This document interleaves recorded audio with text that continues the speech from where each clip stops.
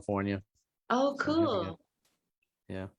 So very cool. We are live. Let me do the intro real fast here. Facebook. How you doing? Look who we got here today, Alan Enlow. You're going to find out all about him. But first, a word from our sponsor. Oh, that's me. Okay. Our one-page sponsor is ahabroadway.org. So if you want to up your comedy game in acting, improv, or stand-up, and you're a child, a senior, a veteran of the military, check out Aha Broadway. They can fix you up like that. That's that. Now to the show. Today, let me read you the intro of this fine gentleman, Alan Enlow. See that man over there? He is versatile. Let's listen to this bio. He is an actor, singer, stand-up comedian.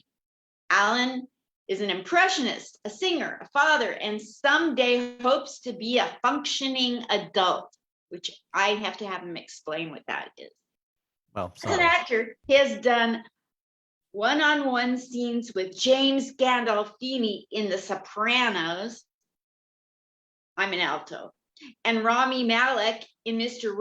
Robot. I hope I pronounced Rami Malek. I don't know how to pronounce it. I'm going to have him call you. I'm going to have him call you. Okay, cool. Call me.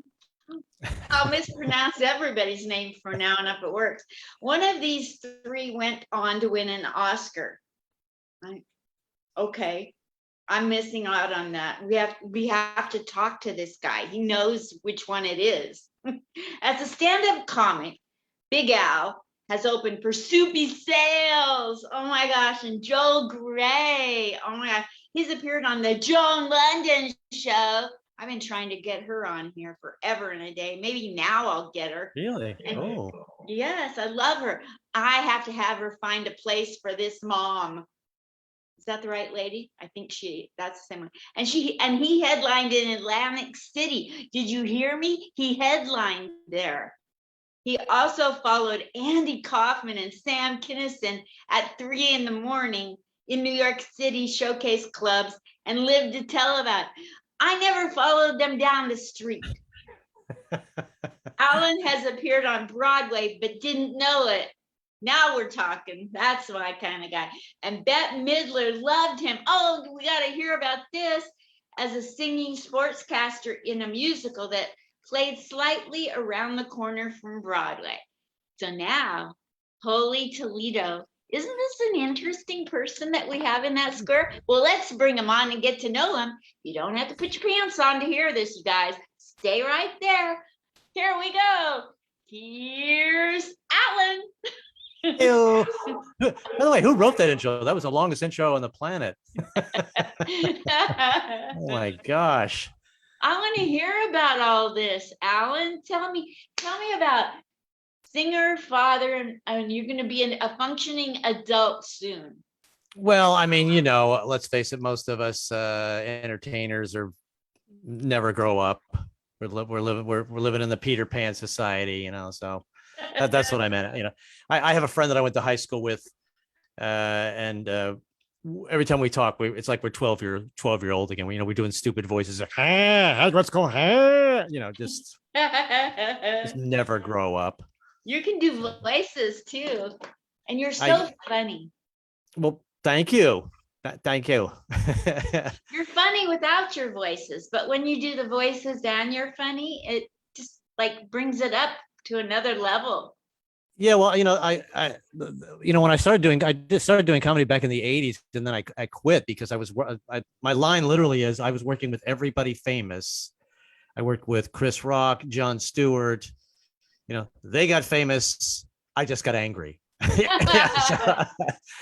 But I couldn't decide who I was. I didn't really know who I was, and truthfully, I literally had to stop watching other comics on stage. A lot of teachers are, you need to watch all the comics and see what they do. No, the problem with that is I didn't know who I was. And I literally would go up on stage sometimes. I mean, I remember following Gilbert Gottfried or somebody like that, or somebody like that. I don't even know if it was him, but I'd walk up, and all of a sudden I would find myself sort of doing their energy, and I'm going, and I didn't even realize it until I started. Like, what am I doing? That's not me. Yeah, and if I followed a really slow comic, I'd go up and match their energy. So I said, I have to stop watching these people. I have to like glance in to see everything's okay, and then just go on, and then I can do characters and stuff. But I don't want to I don't want to match somebody else's energy. If that's not me. Right. So that's so cool because yeah. sometimes when I go on a show, there's this one comedian named Chris Crawford, and he's very high energy, rapid, lickety split talking. And if I go on right after him, I'm the same way, and it brings my energy up, like I do well following him. But if I go up after some slug. Yeah, that's what happened too. I'd follow somebody like Ray Romano or something, back before he was famous, then I'd walk up and go, "Hey, how you guys doing? Why am I talking like that?" Yeah. But I think Ray did okay.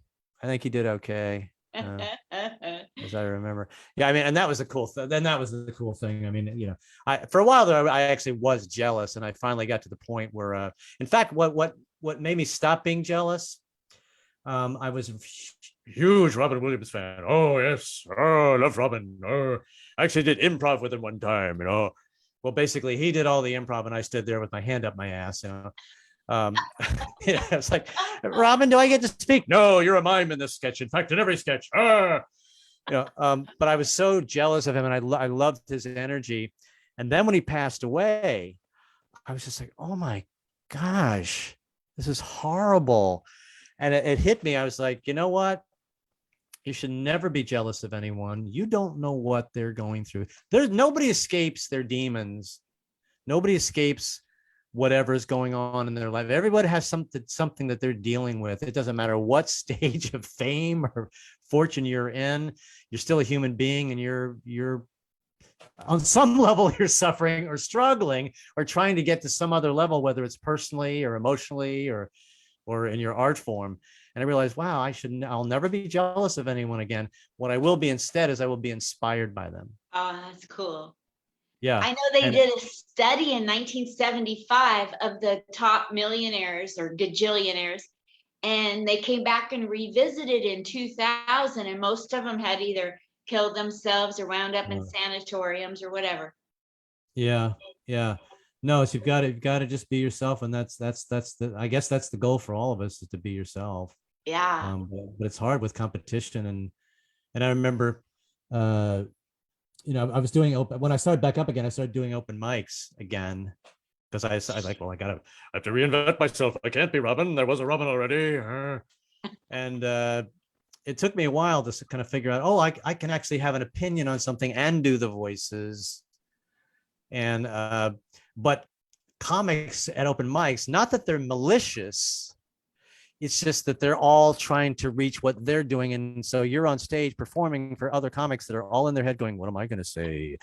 What am I going to do next? And it's not anything malicious. So I stopped doing those because at some point you just can't, you're not getting a true reaction.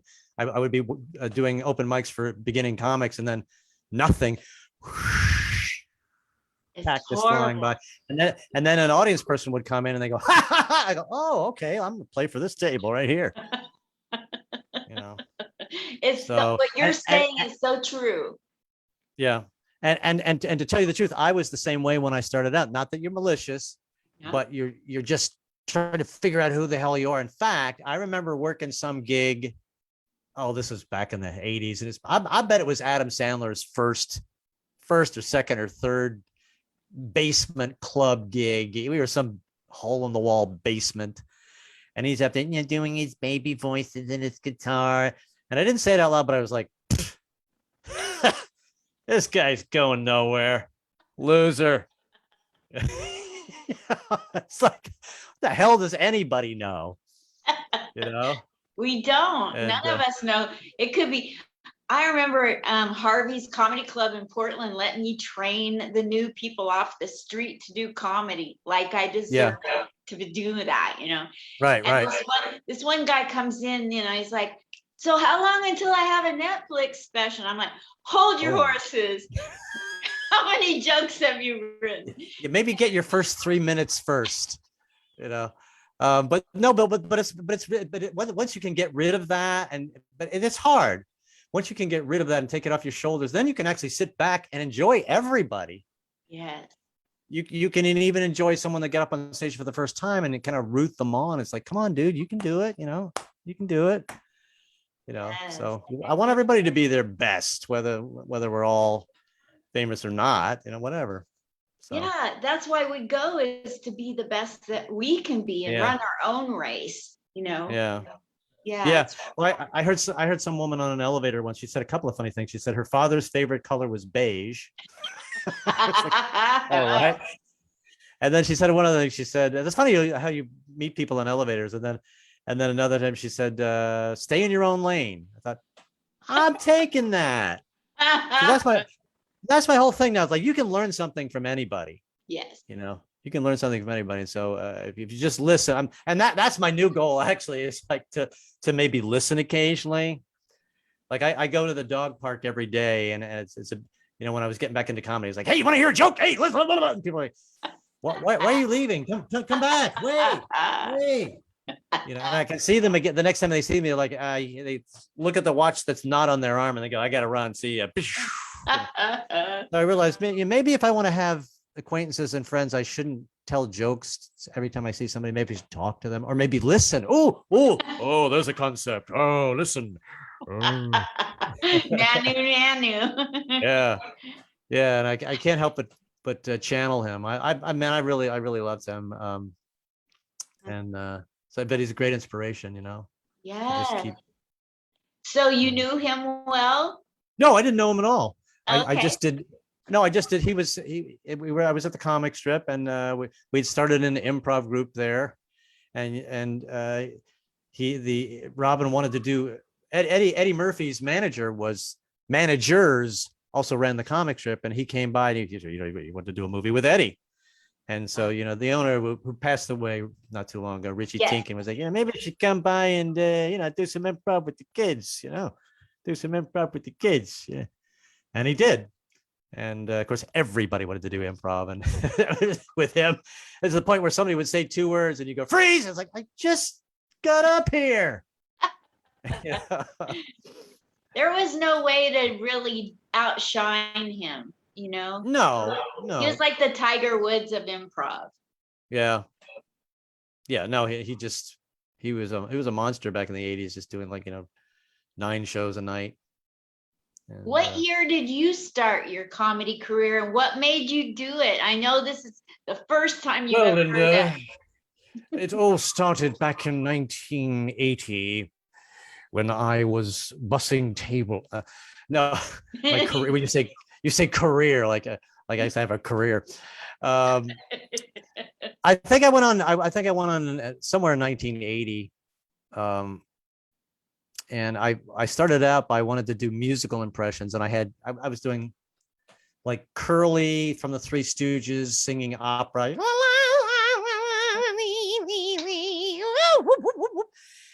And I got my roommate to play piano for me. And I think that was the first thing I did on stage as far as a comedian.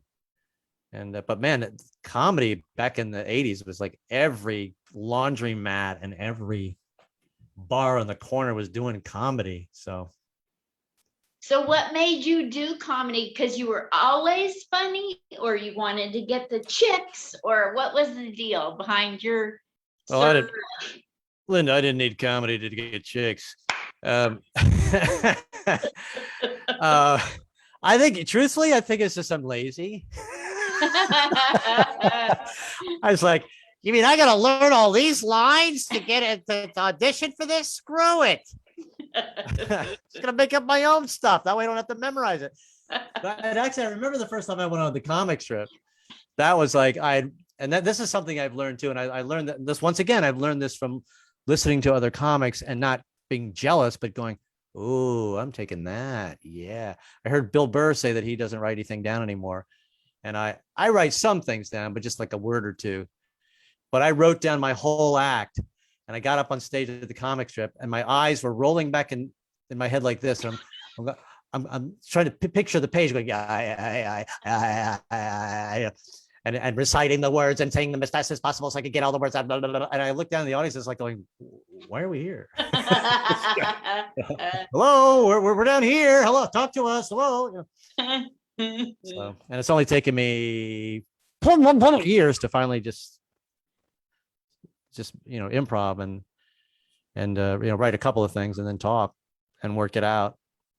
So what's the weirdest thing that's ever happened when you've been around comedians or clubs? Oh God. I've got this really weird story of something that happened when I was at a club, and I'll never forget it. Okay, let me hear it.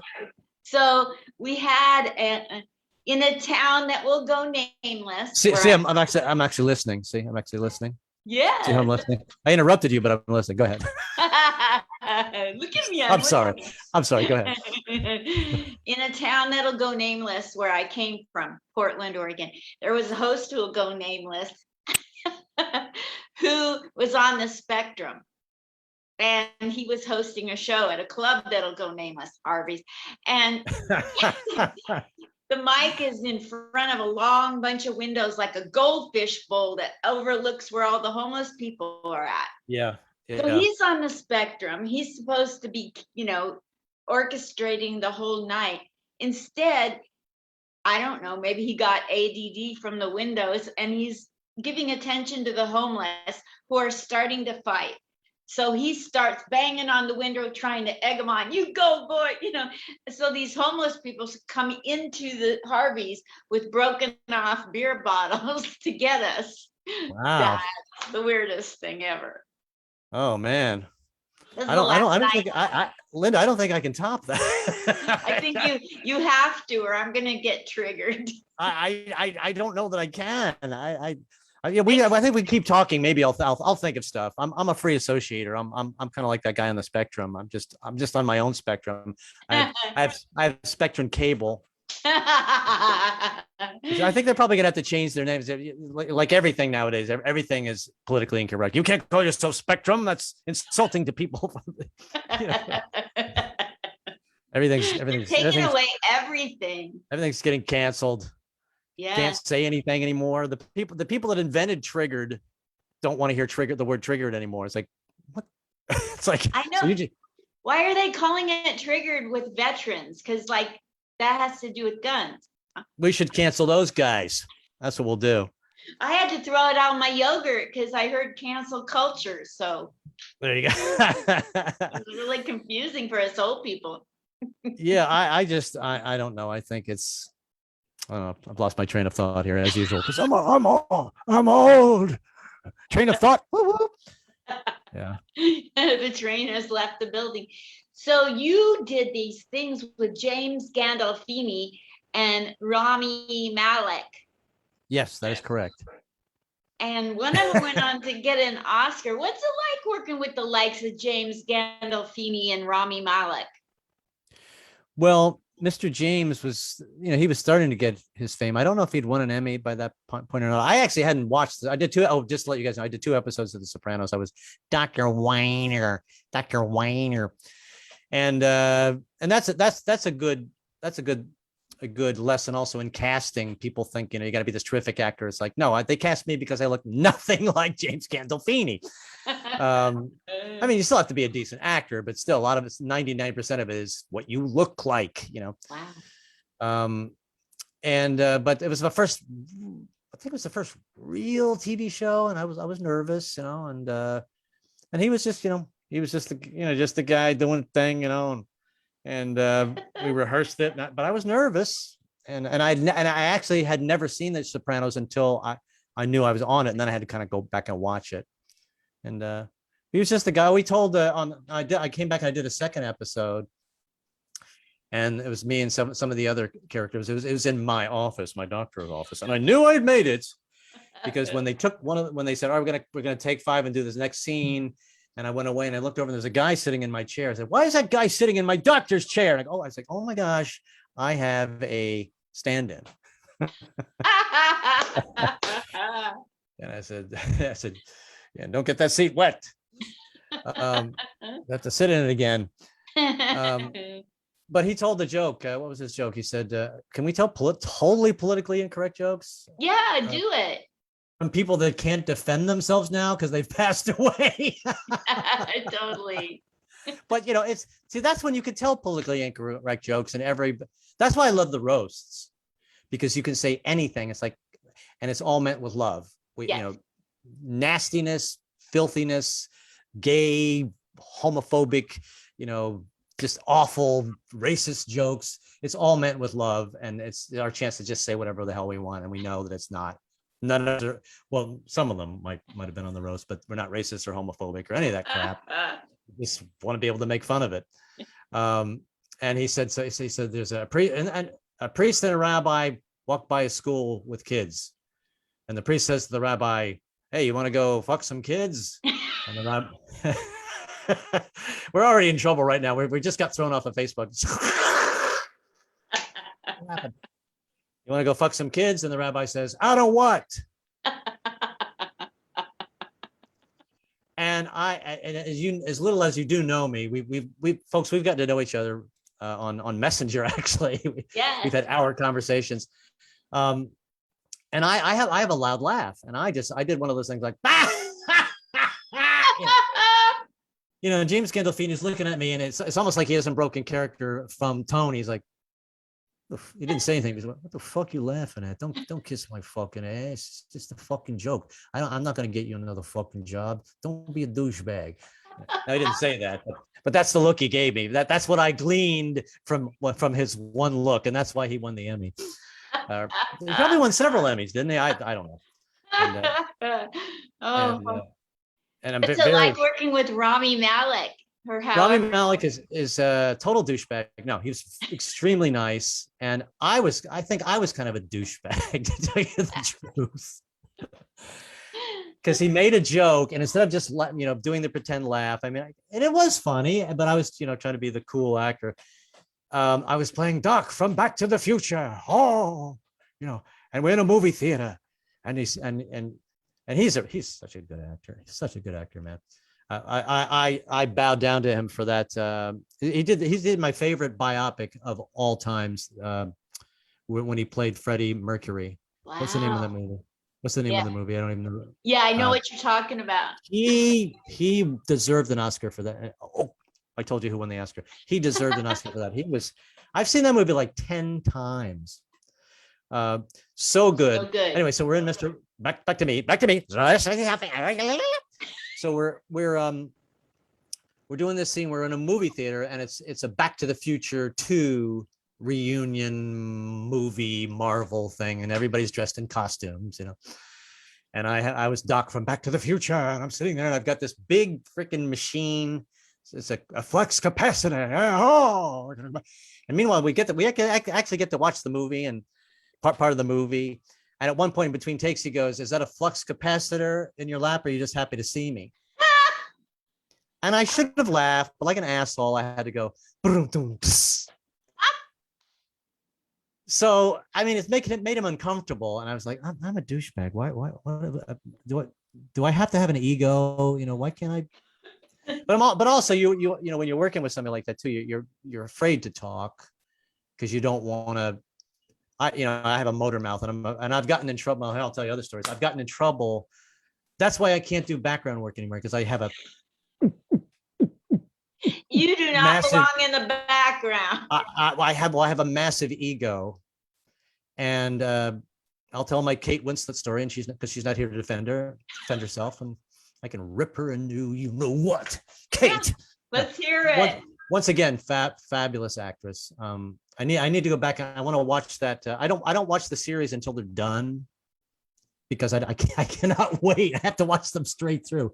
What's the one where she plays a detective in Boomer, and she has a Boomer accent? I've gotten to the age, Linda, where this is how I describe movies. I'm so old. I go, "Did you see that movie the other day? With the guy, that actor, and he's married to that other actress." And then the villain is that other guy. He goes, "Yeah, I would be back." So look it up on Google with the information I've given you. I can't remember names to freaking anything. anyway, we're doing I'm a background featured actor in Mildred Pierce. And they literally called me the night before, and I came in, and the director comes in, and I'm going, well, what's my motivation? He's going, to sit there and shut the fuck up. Really, I'm like, motivation? How about just fucking sit there, dude? And I'm sitting in front of me is Guy Pearce.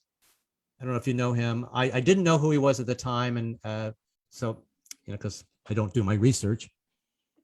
I don't read words. I just watch television. I only read subtitles, and that's how I read. So he's sitting in front of me, so I didn't know who he was. And Kate is sitting up front, and we're listening to opera. Oh, it's supposed to be her daughter. And I like, here's this my chance to say something funny when they went, cut! Last scene in the whole series. And Alan Enlow has to insert his big, massive fucking ego. And I went, she sang real good. And first of all, everybody's going, who the fuck are you? And why are you speaking? Guy Pearce was very nice. He just kind of looked at me and went, okay. And got up and left. And well, first of all, the extras are all like, oh my God, he spoke. Oh, they ran out of there. And Kate rolls her eyes. And now it's just me and Miss Winslet facing each other. I'm like, oh my God, what is wrong with me? Couldn't have just sat here like all the other actors and shut the fuck up, And so now, and we're in a 30s radio booth that the set designers made. There's supposed to be a radio show going on, recording her daughter singing.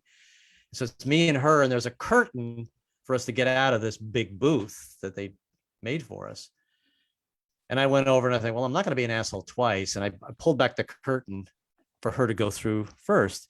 And she did one of these things like, like waiting for me to say something stupid again, and then goes through. It's like, wow. So I learned my lesson. I said, I can't do background work because I can't shut up. No, you do not belong in the background. That's the whole problem. They need to cast you right. Yeah. Well, I just learned, if you're going to do it, it's like any job. If you're going to do it, do a really good job or don't do it. Yeah.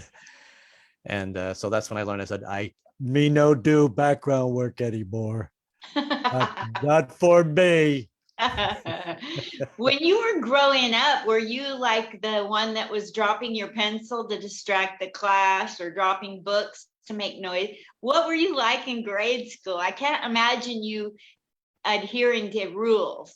Well, I was extremely shy. I was the kid that went home and watched cartoons, and I'd stay up till 3 a.m. with my brother. We had bunk beds, and he'd be below me, and I'd go, here's another funny cartoon. Remember Huckleberry Hound and Creeps Throw Me Crawl? Hey, Brad, here's another funny story, And God bless my brother. He is my best audience to this day. He would listen to me. Let me reenact another cartoon for you. And he's like, yeah, okay. Yeah. And then finally, at some point, I go, Brad, can I do one more cartoon? And Brad, hello. But God bless him for being a good brother and actually listening to me, Thank you, Brad. That's a good brother. No, really, that's a good brother. Yes, it is. Yes, it is. Well, let's talk about Joan London. Ooh. Because I like her. I think she's fabulous. I mean, that's an old show. I'm talking about back in the 80s. Once again, I didn't know what the hell I was doing. I go on just like I did my bit, and I did a rap song at the end, and then we're on this show. Boom, boom, boom, boom, boom, boom, boom, boom. White guy doing rap. Thank you very much. And then Joan says, "Come on over with Full Houses," and I can't think of any name. The guy that was on Full House, not Bob Saget. The other guy on the Full House show with Bob Saget, that actor. The Greek guy or the blonde one? The blonde guy. What's his name, for crying out loud? Yeah, good question. Want me to Google it? Nah, well, think of it. Let's let the audience look it up and email us and let us know. I'll think of it as soon as I get off here. I'll remember who it was. But anyway, I didn't realize I was going to do the panel. So they come on over to the panel. I'm like, but I have no jokes to tell. And they'd ask me questions. So did you ever? And he was being so the co-host was being so nice, if I could think of his freaking name. He goes, yeah. So didn't you used to hang out in the comedy condos? I'm like, no. Okay. All right. Thanks for being here today, Alan. So it's like live and learn, live and learn. Totally. Yeah.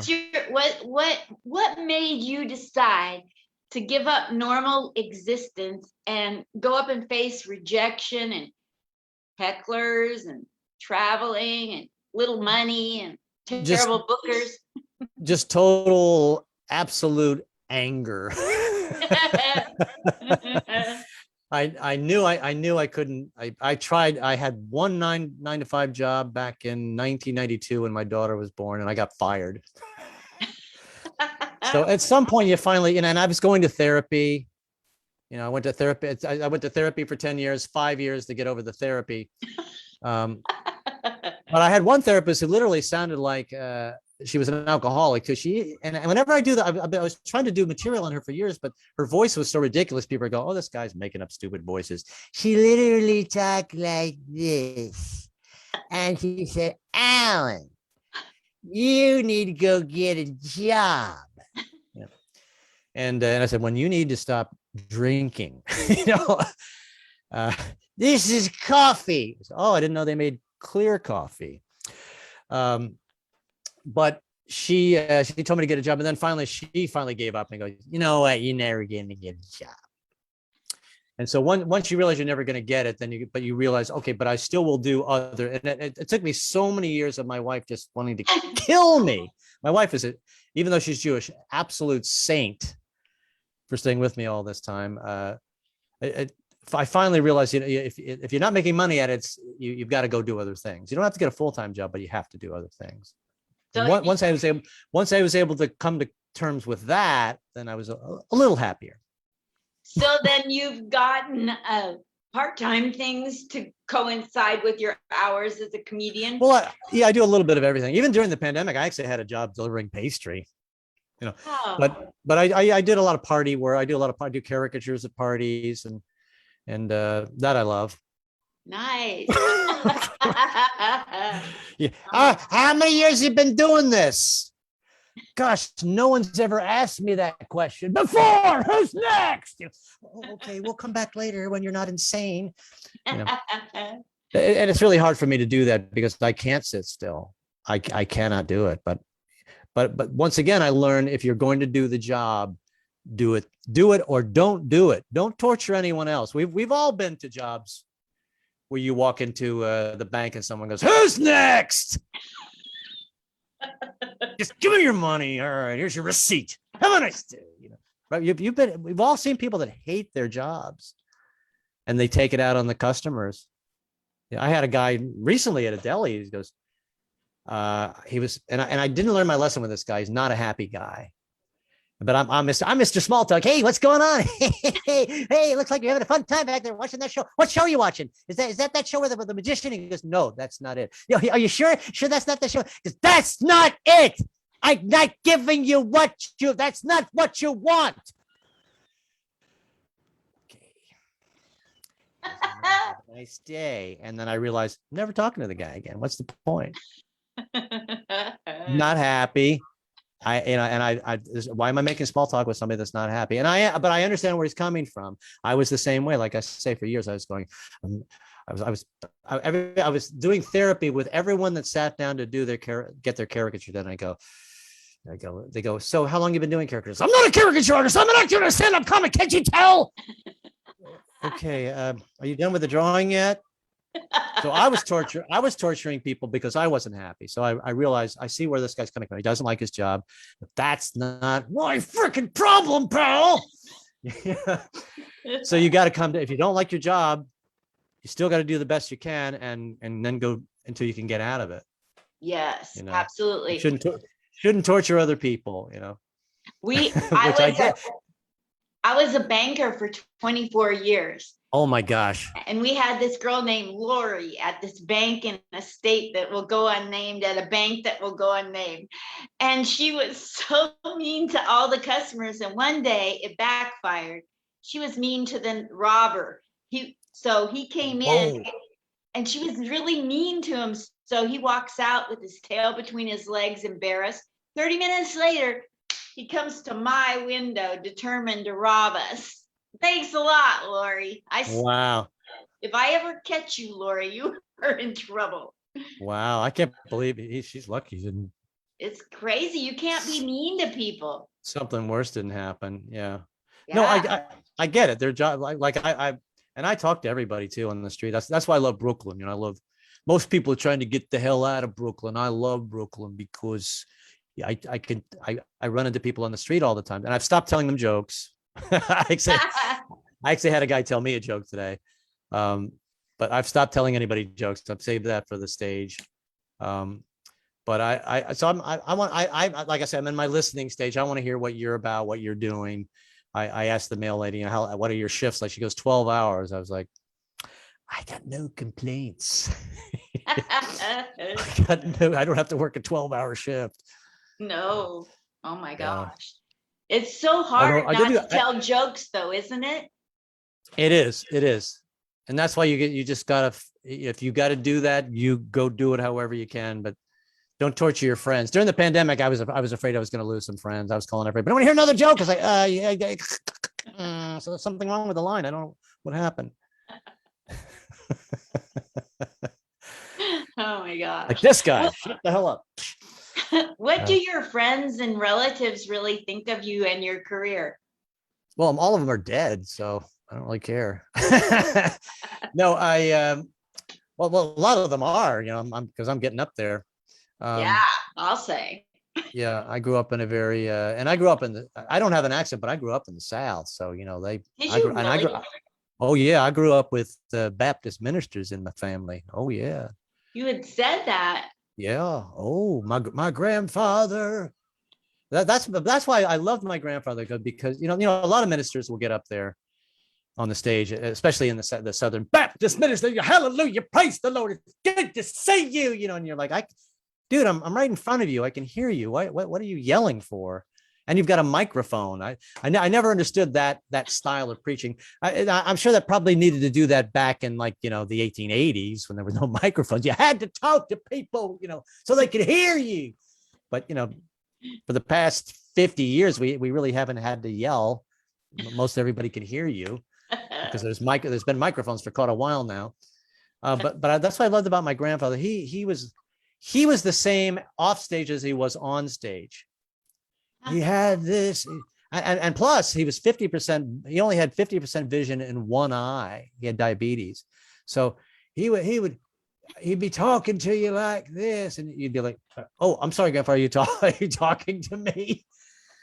But I just loved his demeanor. It was always very laid back, and Alan, I'm working, and he would sit me down at the kitchen. I mean, I'll never forget the time I moved around a lot too. My father, I'll get to that later too. My father was an FBI agent. What? So we moved. Yeah. So I got double duty. An FBI agent is basically a minister with a gun. But we moved every 6 years. So we were living in South Carolina at the time. And my grandfather was worried about me, as a minister would be, sits me down at the kitchen table. Alan, I'm worried about you.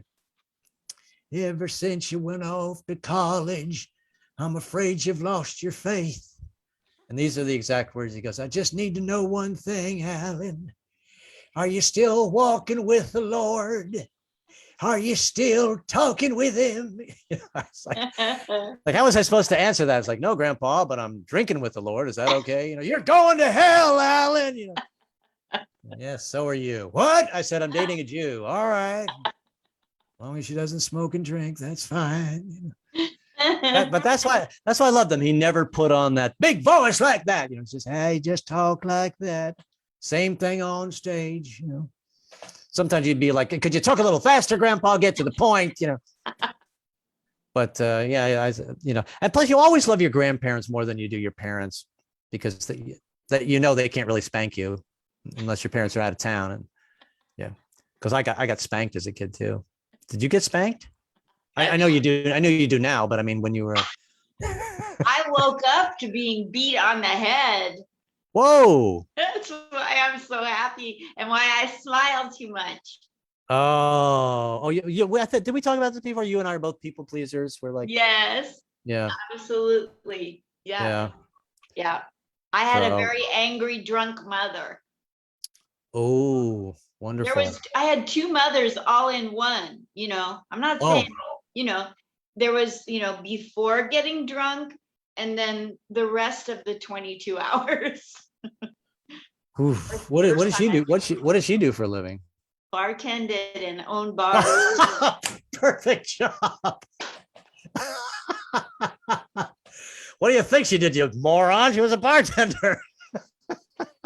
She was racist and homophobic, and she'd kick out anybody that she thought was not Oh, acceptable. well, we were all stupid back then. I was a moron. I actually went on a gay date once. I didn't even know it. I want to hear about this. Well, first of all, I'm going to confess how, coming from a Southern Baptist family, how repressed I was sexually. I'm opening up for people. Sending your money down because I got to go back to therapy. I was so repressed sexually. I didn't even masturbate till I got out of college. Yeah. It's amazing. My head didn't just explode from the sperm back up. I was so repressed, ridiculous. Yeah. So I knew absolutely nothing. They do that. They guilt you. They scare you. And yeah, I laid in bed. I laid in bed all night, going. This is literally happened to me one night. I was in my dorm room and I was rolling back and forth, having an argument with myself.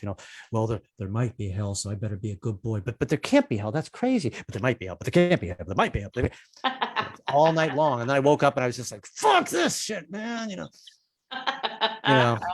It's insane what the torture that I went through. But worried about going to hell. Has anybody come back to tell the story? I don't think they have. Have you converted? Now you're married to a Jewish lady, so have you converted to Judaism? Fuck no, I'm no religion. It's all nonsense. No, I mean, but I will fight to the death. I will fight to the death that you have the right to believe what you want. In fact, my saying is, you can worship a rock for all I care. Just don't pick up that rock and throw it at me. That's my quote. You can quote me, but you have to put my name underneath. No, people should believe whatever they want. Just don't torture anybody with it. Totally. And you can introduce it to them, and then go, if you're interested, give me a call, and we'll have sex after the religious ceremony. It's not like they act like religion is Amway. How many people can you get in your downline? It's like not interesting. Yeah. Not the Jewish people. They don't do it, but every other religion. There are some, but mostly not. There's a few of them that go out there and proselytize, but mostly not. No. But I wanted to marry something the total opposite of Southern Baptist, so I found a Jewish woman. And my father was like, "So you're dating a woman named," I'll say her maiden name, Sharon Blitz. Is she go to church? I said, "Well, Dad, with a name like Blitz, I would imagine she goes to synagogue. If you're asking if she's Jewish, yes."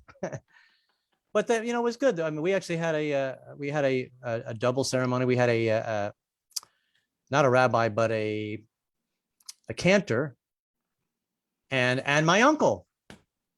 Nice. So as conservative as he was, he and the cantor did a double ceremony. Wow. Yeah. So it was got nice. All your bases covered. Yeah. And but it was interesting, like, when we started dancing at the reception, I look over and my uncle's sitting down. I go, "Well, that's weird. Why isn't he up here?" Oh, I forgot. Southern Baptist ministers back then, I don't know what they do now, do not dance.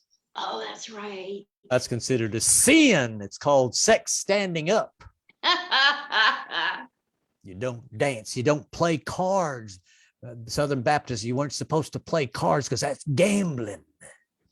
But it's funny, as much as I maybe try to hid from my parents were sneaky too, because, you weren't supposed to drink alcohol back then. My parents drank alcohol, and when their parents came to visit, they hid the bottles of alcohol. Like, I should have come out and go, Hey, Mom and Dad, can I have a drink? Because I know you hid it in the back closet. Oh, Alan, be quiet. I could have gotten them in big trouble. Then maybe they would have gotten spanked. And then I would have been really fucked up. So I sat there one night, Maggie, and what happened? I saw my parents pulling their pants and I'm being spanked by their parents. Never get over that image. And I'm sorry for putting that image on anyone's brain out there. I apologize for that. So how young were you? Like 5 years old when you started doing voices and impressions? Well, I don't think you even know. You just watch TV and you just start doing. I was doing cartoons and going to my room and trying to have some semblance of fantasy world, since I was being told you're going to hell. Well, I think I'll go to my room instead. And so you have your little fantasy world, and it's only taken me 60 years to get out of the fantasy world. And you just pick up anything you can do to escape, I guess. Totally. Yeah. What's your favorite kind of, like, who is the person that you emulated as a kid to be like if you did comedy? I know it's not the 18th time you heard it today, but no, it isn't. And actually, your people's perceptions, it's interesting, people's perception. I didn't realize, because my outlet was TV. In fact, I had a TV in my room when I was in kindergarten, and my parents had to take it out because I was late for school every day. I'm sitting there going, that's a good cartoon. Like, Alan, come on down. You gotta go to school. They had to take it out. I'm glued to. Even today, I can't go to a restaurant with my wife. She's like going, and I may have to have breast cancer. It's like my breast removed. Honey, I'm trying to watch this commercial on Geico. Could you just wait, please? I cannot go into I can't listen to music or watch TV if I want to have a conversation with somebody. I can't do it. Where were we? My childhood. Back to me. No, I didn't understand the difference between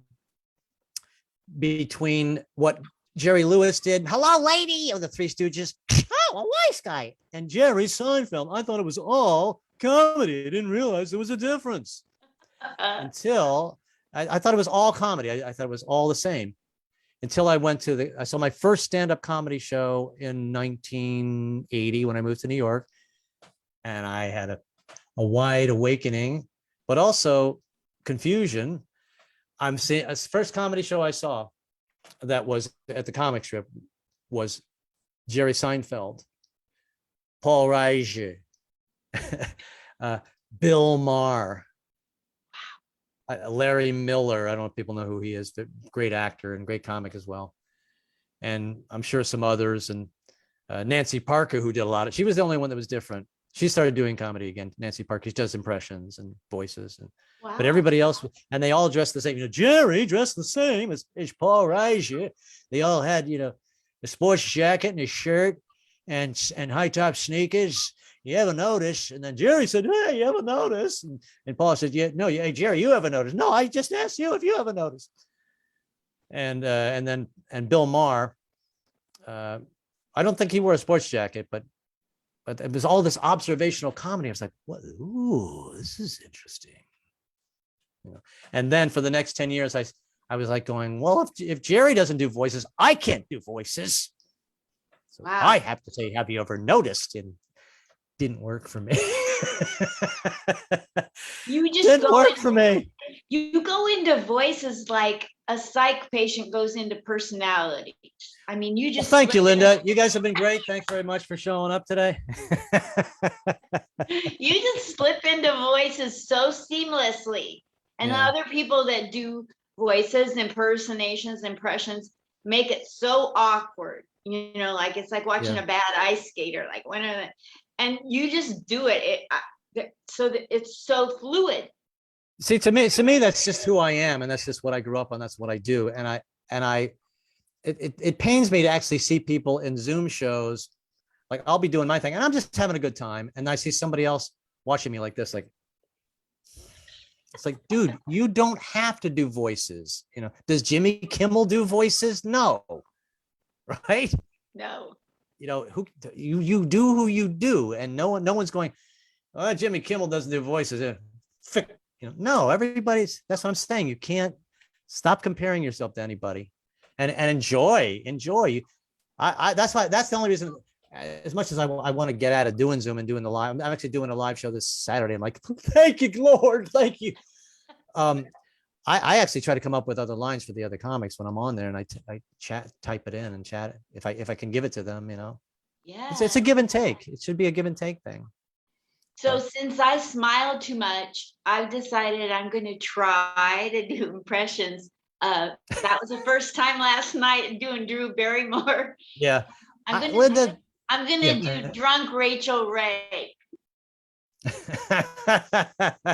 Drunk Rachel Ray. I don't think it's much of a stretch for you, Linda. That's what I'm saying. Yeah.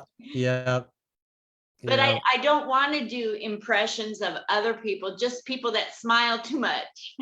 Yeah, there you go. That'll be your niche. Yeah. The smiling comic. She only does impressions of smiling people. So she'll never do Gilbert Gottfried. She'll never do Sam Kinison. Yeah.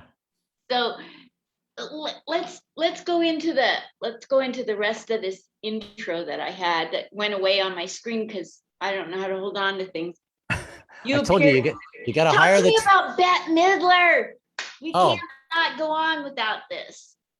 I knew. All right, so she didn't actually speak to me. I heard this from. I was doing I just did an off-Broadway show because people don't know what a backers audition is. A backers audition is where you, the playwrights take their script and you get all the actors and you'll stand there with music stands and you recite the lines and you sing the songs, but there's not a whole lot of action and you don't walk around the stage a lot. You're just walking the people that might give them money and put this on Broadway so they can see it. Got it. It's a full out concert essentially, and we did a couple of shows. And one of the writers had written for Bette Midler, and she showed up. And we went to dinner the night before with him and his husband. And the husband goes, "Oh yeah, Bette Midler's going to be there tomorrow night." And Bette Midler's going to be there tomorrow night. And I looked at him and said, "Mike, you're such an asshole. Why did you tell me that? Don't tell me that. Tell me afterwards. I don't want to know who's in the audience." Yeah. No, it's just Bette Midler and Jack Nicholson. Jack Nicholson will be there, and Jerry Lewis will be back from the dead, and Jimmy Kimmel, Trevor Noah. Just nobody really. They'll be there, so don't get nervous. It's like, don't tell me anybody. So and I didn't even see her in the audience. So I just psyched myself. I said I just have to do my job and just do it.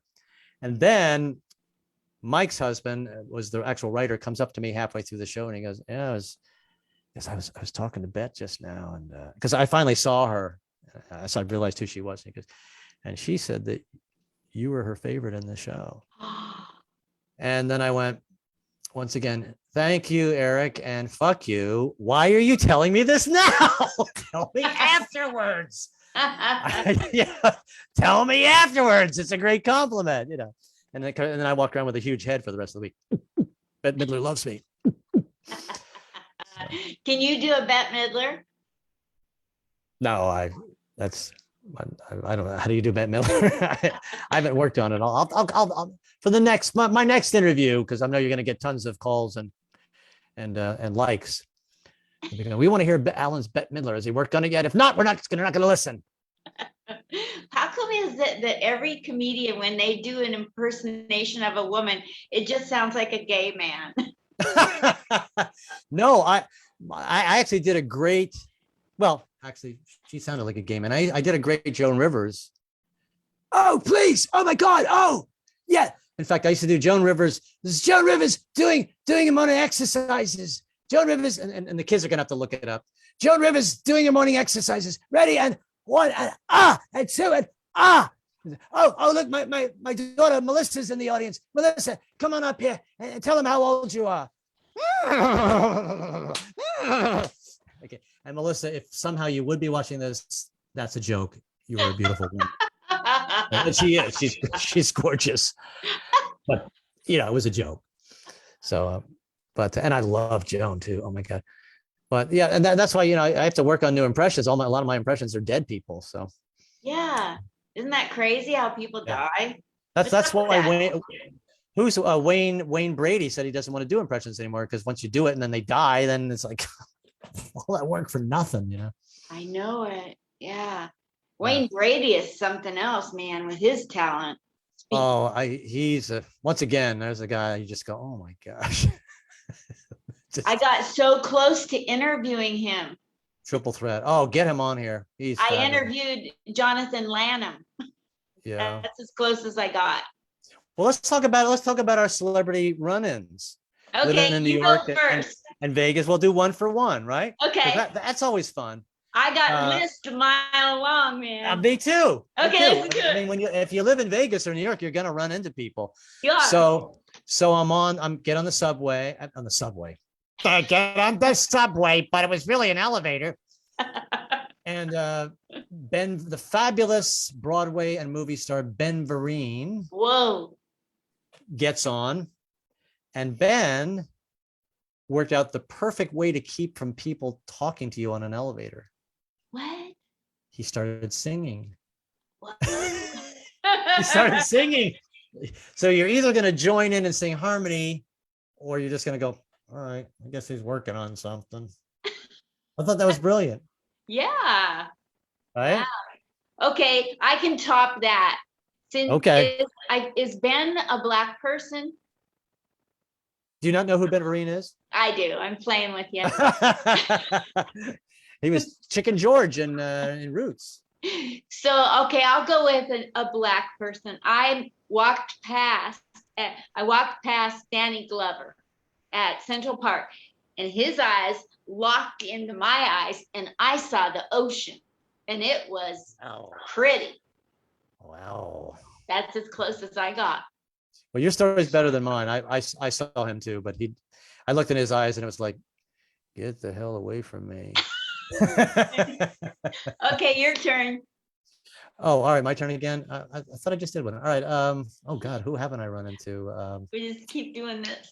Oh yeah. If you think of one before me, go ahead, because there's so many. Vincent Price. Really? Yeah, that's long. Millennials don't have a clue what I'm talking about. No. That's why I want to bring it up. Well, they've got to do their Google homework, and if they're watching this on the computer, they probably have another laptop or a phone, and they can look it up immediately. Yeah, the Wax Museum or Vincent Price. That's a good one. Wow, I don't know if I can top that. Georgia Engel, Georgette from the Mary Tyler Moore Show. Ted, Georgette was Ted Baxter on the Mary Tyler Moore Show's girlfriend. She's Georgette, and she went on to be on other sitcoms too. I think she was on the show Everybody Loves Raymond. She was Raymond's brother's girlfriend. Wow. And I don't know what her name was on that, but I saw her in line. I went up, I started talking to her, and the bank guy was like, Miss Engel, right this way. Dude, get the fuck away from her. So that's a real Googler. Look up Georgia Engel. She's passed away. Oh. Yeah. Huh. Yeah. She was a dancer too. Really? That was the first time I saw. Oh, go ahead. You do one and then I'll do another one. Go ahead. Lucille Ball's daughter. Oh. So close. Tell everybody who it is so they can look it up. Lucy Arnaz Jr. Yeah. No, that's kidding. Lucy Arnaz. I don't want to throw the millennials off. Lucy Arnaz. Yeah. She came into the bookstore. I was in charge of the paperbacks, because that's how much they trusted me. And so she was looking at some books. Wait, what is a bookstore? Yeah, that's, it's like, imagine if you had like a book. And she came in and she was looking at paperbacks, reading them. Like, you got to buy one and take it. Don't stand there and read it. So I figured, well, who cares if I get fired? I'm going to talk to her. So I said, hey, Lucy, can I have an autograph? And she's like, and I said, of your mother? She said, no. You didn't say that. I did. Oh, yes, I did. Sure you can.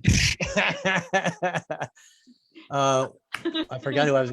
Forgot who I was. Oh, once again, millennials, look it up.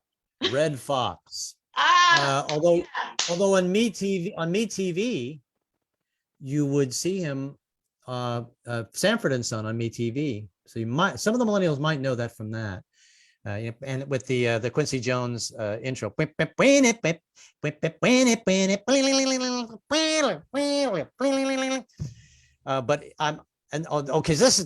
After this, I think then we have to trade off strange jobs. Okay.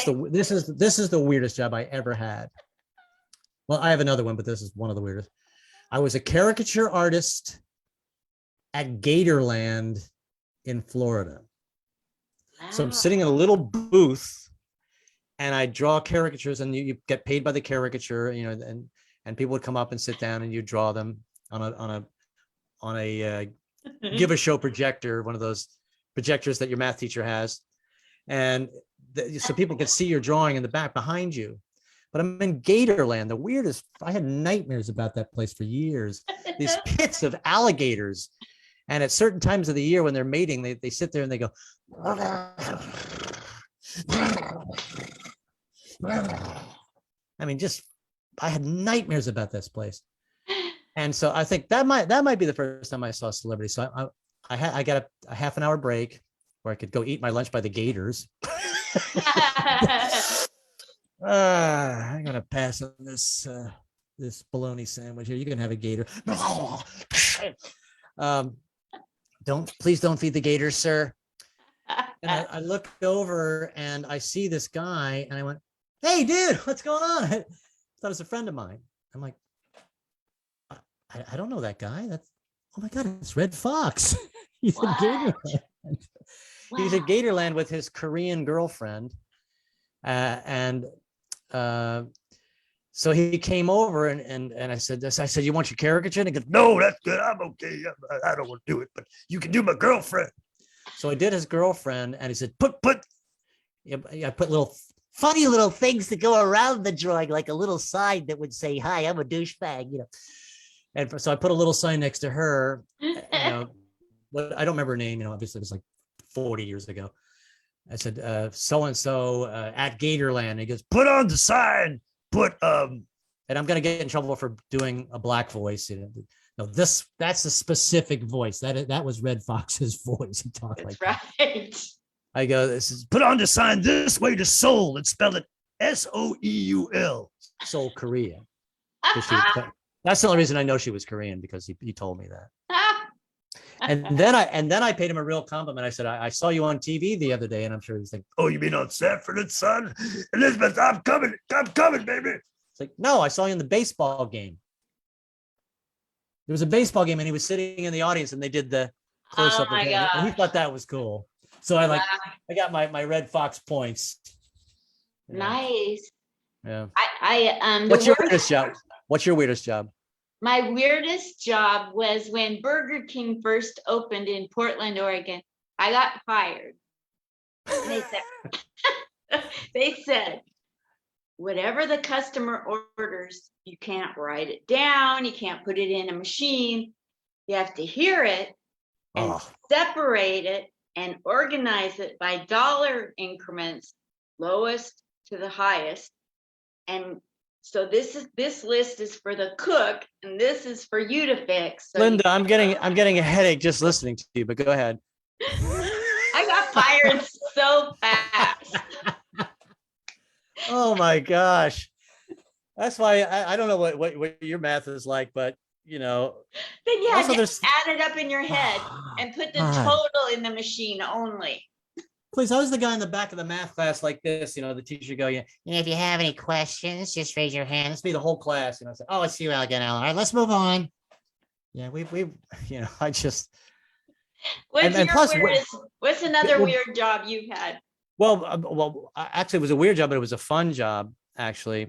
Not because I was the worst waiter in the world. Me too. But once again, I get to meet tons of celebrities, and that's a specific time. I'm making fun of waiters, but I always overtip because I can't do it. I'm a sucky waiter, and it's a special kind of mind and a special kind of way of being cordial with people and remembering everything. And like you say, you have to keep it all in you.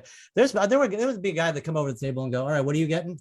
It's like it's another line. How about you? How about you? How about you? How about you? Okay, I'll be back in 10 minutes. And they knew all of it. Didn't have to write anything down. They come back. Here's yours. Oh wait, I forgot your pickle. Here it is. That's a special talent. That takes kidneys. Yeah. Oh, I couldn't understand. Like you got table 5 in section 3. Three people sit down and they order whatever. Who knows? And then they leave, and the next people come and order something totally different. Yeah. No, I couldn't keep that in my head, and I every day was my first day at the restaurant. I go, oh, I'm sorry, this is my first day, so I don't really know. I'll have to go ask. And they go, well, we were here a week ago. Is that your first day too? No, I meant the first day of the week. That's what I meant. But I loved. I had the perfect restaurant for me because I got to meet all kinds of celebrities. It was a restaurant that's no longer in business called Richoux of London. Richoux, Richoeux of London, on 6th Avenue, New York, asshole. And there was 3 of them. There was one there, and there was a 24-hour one in the City Core building, for those of you who know New York. And there was one in Piccadilly Circus in London. And if you've never had British food, it's fucking awful. Actually, it's gotten better. But at the time, you have Welsh rabbits, and here's a piece of steak burnt to a crisp and an egg.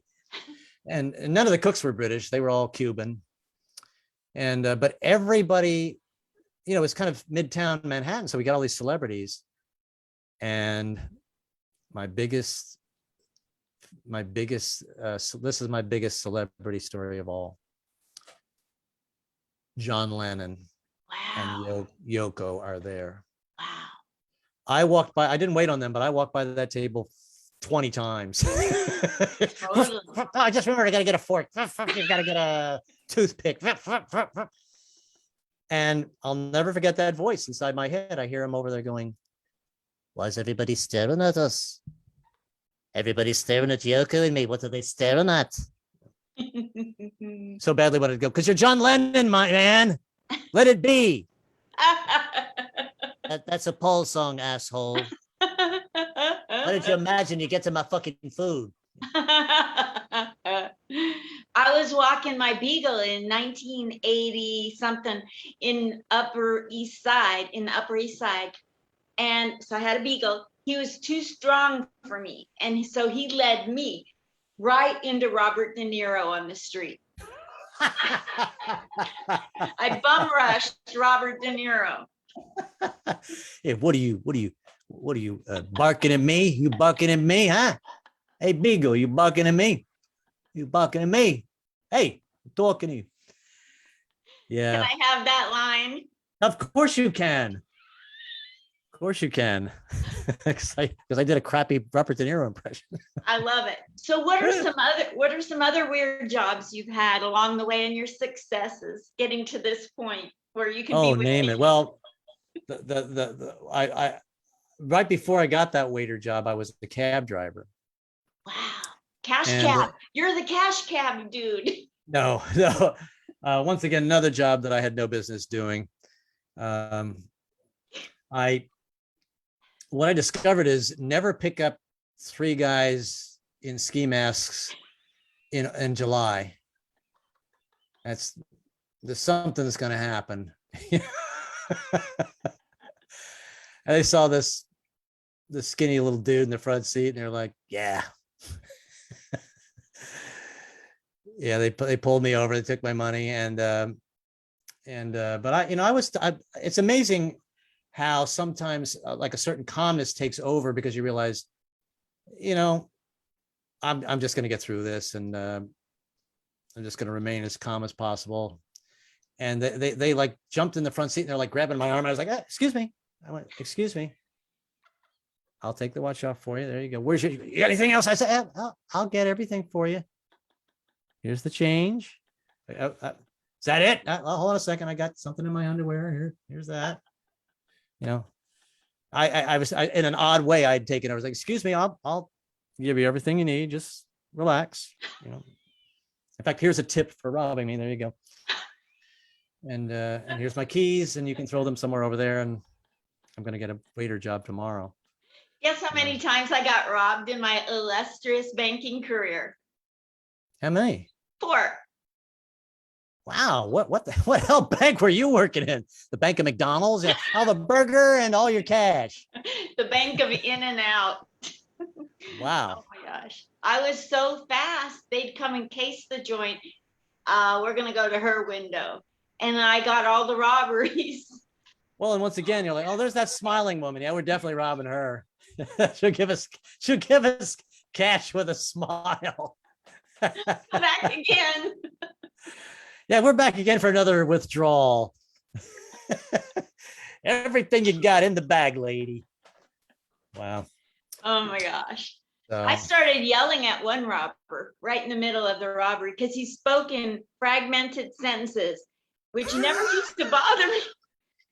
I guess I'm a grammar Nazi. If you want to rob me, you can have the money, but speak in the proper tense. Otherwise, you're gonna have to come back tomorrow and do this all over again. No soup for you. Right, no soup for you. That's funny. The bank Nazi. Yeah. Wow. What else? Anyway, what would you like to talk about? I'd like to give the floor to you. We talked a little about your childhood, not much, just about you and your brother and what you picked up on TV, and then you getting into comedy and all the things you've done since like 1980. Holy Toledo, all the things that you've given up to make people laugh. Thank you so much for your service to making people laugh. You're a hero. All those years you've survived. Yeah, tell that to my wife. She's like, don't tell me another joke. I don't want to hear another joke. No more jokes. Is she funnier now that she's been around you? Oh, no, she was funnier than me right from the start. She just didn't want to do comedy. No, my wife is the mayor. Everybody loves my wife. Yeah, no, she's funnier than me. I just, I had to do it on stage. Yeah. She in fact, actually, she actually auditioned at, I think a woman that we do a Zoom show with as a comedian, Gladys, were they talking about Hamburger Harry's? Yes. Was that on Broadway? Is that where it was? The one that she was I don't talking know. about? Every time she talks about it, I pretend like I know what she's talking about. Oh, well, my wife, she tried it a few times, and then she just was like, I just don't want to do this. We actually got our headshots taken together from the same photographer. We thought we were going to both be actors. She was a director major in college, and she thought she wanted to be a director, and then she just didn't want to do it. What did she go into? Well, now talk about weird jobs. She is a face painter at parties, and because you think about it, there are kids. There's always a kids party going on. So she works more than me. People to help me, because she's working constantly, and she just books herself. And super, wow. Yeah, but yeah, it took her a while to get into that. She, try to figure out, because neither one of us wanted a real job. That's cool. Yeah. Does she use any comedy while she's painting their face? Well, I was going to tell you, and we have a daughter, a 29-year-old daughter who. Oh. I could talk about her for days. Yeah. Okay. Couldn't be any prouder than her. She's not allowed to watch this though, because she is my social justice hero. I think all kids today are constantly, just like we corrected our parents who didn't listen. I can say whatever I can say that word if I want. Like, no. And of course, now that the PC police, I'm constantly being corrected. But she's much smarter than me. And, but she actually told me on the phone the other day, she was like, I was like, Dad, I can never be a freelancer like you. I got to have a job. Wow. But I feel like she is me when I was in my 20s. Like, when you're younger, you just do everything, going to go to a dance class, then I'm going to do stand-up comedy, then I'm going to do a Broadway show, and then I'm going to do a cartoon, and I'm going to be then I'm going to do this, and I'll do all those at the same time. To go to acting class, and And so she's doing a lot of different things. She paints. She face paints. She actually paints commissioned paintings for people. She's going to beauty school now. But she was quite the adventure. She's more the adventurer than I ever was. I mean, I did it by going up on stage. She was down with the 1%ers down at Zuccotti Park, protesting, that this, that the economy is uneven in this country. And she followed the 1%ers all the way across the, not the 1%ers, there's another name for it. And since I can't talk English too good, she went all the way across the country to all those protests, and she hopped on trains and was a hobo for a while. Wow. Although it was in a computer car. And then she joined an intentional community. We weren't allowed to call it a commune. It was called an intentional community. I said, wow, this is pretty cool here in Virginia, intentional community. I said, where's the bathroom? He goes, well, you're standing on it. So she did that for a couple of years, and then she moved back to New York, and she was doing stand-up for a while, and she was like, I don't want to do this. But who knows what she's going to do, because she's got a lot of talents. Like she can draw, she can paint, she thought she wanted to be on Broadway, and then decided not to do that. But she's really funny and a brilliant writer, and wow. So who knows what she's going to end up doing. Exactly. We don't know. We don't know if some lousy schlemiel at an open mic is going to become famous. But I think she's also smart too to get a job like being a hairstylist, because then you can do whatever the hell you want. Yes. You could always cut somebody's hair or do nails, and if you wanted to pursue something else, you could still do that. Yeah.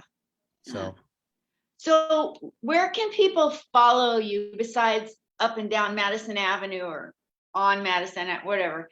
No, I'll follow you and tell you jokes. I know. AlanEnlow.com is the easiest. Okay. Yeah, and what shows do you have coming up? And can you get me an interview with Joan London before I die? I might die. And then I can call her up and go, hey, Joan, Alan Enlow, remember me? I did your show. Hello. Well, I'm actually doing Dobbs Fair. I'm doing an outdoor. This might be I haven't done many outdoor shows. I'm doing up in Dobbs Ferry up in Westchester and on Saturday. Where's it going to be at? They have I lived in Ardsley for a while. Yeah. It's going to be right across from the Metro North station there at Dobbs Ferry. So is Dobbs Ferry, is that the one where they have that really cool train station inside where they do comedy in there? Have I got the right place? No, this is going to be outside across the street from that. Yeah. Oh, wow. No, we're going to do it on the railroad tracks. Oh, our next act. There's a bar inside of a railroad station. I thought it was Dobbs Ferry. Oh, no. It's across from the Metro North train station. It's across the street from the station. And you're going to be outside. That's so cool. That's Saturday at Dobbs Ferry. Yeah. That's always kind of weird. I haven't done it, but I've heard stories of you doing your comedy. The next joke. Here's the punchline, line. Oh, all right. Here's the next one. So I don't know what the sound will be like. Yeah. Sounds like fun though. Where do you have other stuff coming up? Because are you headlining at that? No, I'm having to forge my way back into it again because I stopped doing it. So I'm walking out on the street and begging other clubs, please give me a job. I think I have something in December. That's cool. Yeah, no, but the pandemic was actually a brilliant time to work on new material. So I've reinvented myself, and now I just have to reintroduce myself. Yes. I'm supposed to do a show in December at Al Martin's Club, the Broadway comedy. I'm very excited to do that. Yeah, Al's a great guy, man. Such a sweet guy. I used to do his club way back in the days, back on 12th Street, and he had like 2 different rooms in the same club. I go, this guy's brilliant. I've never heard of a club that has 2 rooms in the same club. Right? Two comedy rooms in the same club. And he's got the same with Broadway Comedy Club. It's got 2 rooms at least. Yeah. One on each floor? 1, 2. Yeah. Yeah. Yep. That's so So cool. I look love for him. me. I love that club. I love him. I love Greenwich Village. And I love Yeah. Al Martin's new book. Book me, Al, when I come to New York. Book me. Book me. Not one of them Walmart. cheesy off the wall shows, one of the main shows. Just kidding. Anyway, thank you so much for having me. Are you leaving now? Oh, I thought we were wrapping it up. I was kind of, I wanted to close it with one. I wanted to close it with, so people can follow you, alanenlow.com. Do you want any traffic on any of your social media? Yeah, I mean, I think Instagram is, I think it's at Enlow Allen. I've some of the social media I've stopped using because it's just like Facebook is like, people say, well, I had a conversation on Facebook the other day. It's like, no, you didn't have a conversation. You weren't speaking with anyone. You weren't talking with anyone. There was no conversation. I was just reading some article online, and so it's true if it was online, about some girls that are going crazy from Instagram because they're seeing all these women with perfect bodies, and it's like, I think the girl didn't eat for like a while. So yeah, I think social media has its place. Yeah. Yeah. I call it anti-social media or selfish media. Here's more about me. It has its place. Everything has it. It can be used for good or for evil. Be careful when you go on Facebook. Do the Baptist minister about social media. Yeah. Well, I'm just wondering, Alan, have you lost yourself on Facebook? Because you don't need Facebook. You need the good book. That's right. The good book, the book that Linda could have sold you at her bookstore years ago. But you did, you took the wrong path, Alan, and that's why I'll see you in hell. From up above, of course. From up above. I'll be looking down on you. Yeah. Alan Enlow, thank you for coming on. Now you get to say anything you want for as long as you want, a minute, 5 minutes, I don't care, about what you'd like to see different in the world without being political or religious, just like what you'd like to see people grow from out of the pandemic, or how life you think might be better because of the pandemic, without mentioning Gladys Simon. We did that last night. I mean, I would just like to see peace in the world. Yeah. No, I mean, I think you have to. I think we all learned something. As sad as it was, hopefully we've learned something, and I guess the pandemic has taught me to just. And a lot of people quit their jobs. I think a lot of people realize, well, life could be short because, this pandemic, which might turn into an endemic. We never know when we're going to go. So maybe we want to do something that we've always wanted to do, be who we really want to be, and don't wait, or at least start attempting it. Yeah. And I mean, life is basically simple, I think. I mean, you want to give love, and I mean, the Beatles said it, just give love and take love, and try to be the best person you can. I mean, what do you listen to me for? But yeah, I think listening is very important. As I said, that's what I've been learning is I tell my jokes on stage, and then when I get off stage, maybe just like listen to things that people have to say, maybe. Wow, that's hard. Give somebody an ear, and think about it too. There's people out there that maybe they don't have anybody to talk to. I'm lucky. I have a wife that sets me straight. If I do anything wrong, like, I told you not to do that. So thank you, honey, for setting me straight. But no, I have somebody that I can bounce things off of. And there's people out there who maybe they don't have a family that a support system. So be as kind as you can to people. It's hard. When you're in a car too, like, yeah, fuck you too, buddy. Is try to be compassionate with everyone. It's yes. I'm actually reading Oprah's book called What Happened to You. What? It's called What Happened to You.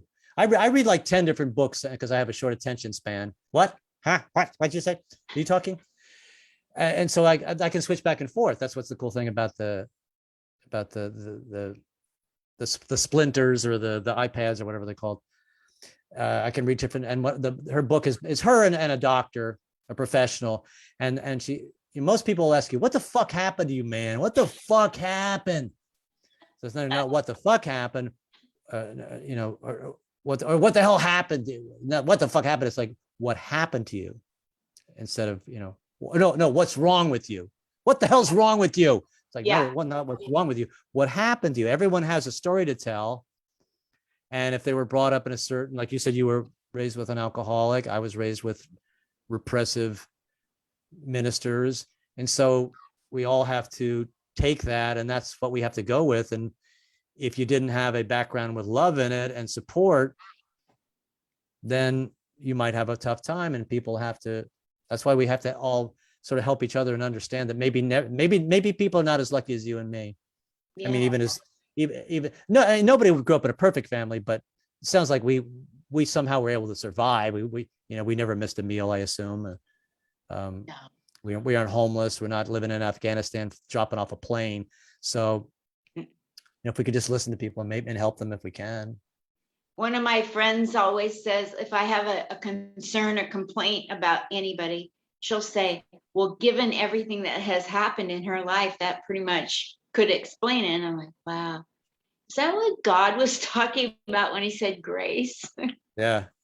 Just be understanding, and but also at the same time, you have to stand up for yourself. My motto also is, you don't allow people to walk all over you, which I was a doormat for years because I was trying to please daddy and mommy. Is, unless you've got a gun to my head, you don't get to talk badly to me. Or you're in a car. I don't get into anything in a car because you're not really talking to anybody. Everybody's insane. Have you driven any taxis since your 3 men in a mask scenario? No. I won't work around cash. Well, once again, there's somebody you got to be nice to and be compassionate. When you get into a cab, be respectful. This person is working 12-hour shifts. They're in traffic 12 hours a day. I will end with this comedy bit. This is actually a bit. But why would you ever talk badly to a waiter? I mean, I'll talk about waiters first. Why would you ever talk badly to a cab driver? This is a comedy bit. Why would you ever talk badly to a cab driver? They've got all the power. They got the power locks, they have the power windows, and most importantly, they have control of the radio. You give them a hard time, they'll find out what music you don't like, and they'll blast it. So, do you like Middle Eastern music? I hate that crap. How about satanic music? I hate that crap too. So be nice to cab drivers, or they'll vomit on you. You think you're gonna vomit on them? They'll vomit on you first. That was my official bit that I did there for you. Thank you. That was awesome. Thank you so much. Thanks for coming on this little stage of mine. Thank you for letting me talk about my favorite person. That was a sad comment. My wife is my favorite person. Okay. Yeah. And my daughter. And your daughter. What's your wife's first name? Her name is Sharon. And your daughter? Is Maddie. And the mailman? Maddie. Yeah, but once again, they're not. If my daughter saw me talking about her, I have bits about her that she's never allowed to see. Have you ever noticed I never want to get off of here? I just want to keep this going. Yeah, it's fun. especially the pandemic, man. I was like, please talk to me. We'll turn it off and we'll talk afterwards. There we go. Thanks for having me on Facebook, Linda. It was fabulous. Thank you, everybody, for watching, and get a hold of him on Facebook, Alan Enlow, and also alanenlow.com and Enlow at Enlow Alan or something. Yeah. I'm an ex-waitress. I don't know. Okay, hold on. Don't go away. Stop recording. Bye. Hi. All right, let me. I'm going to turn this light on. It's too hot. I'm going to switch and sit down.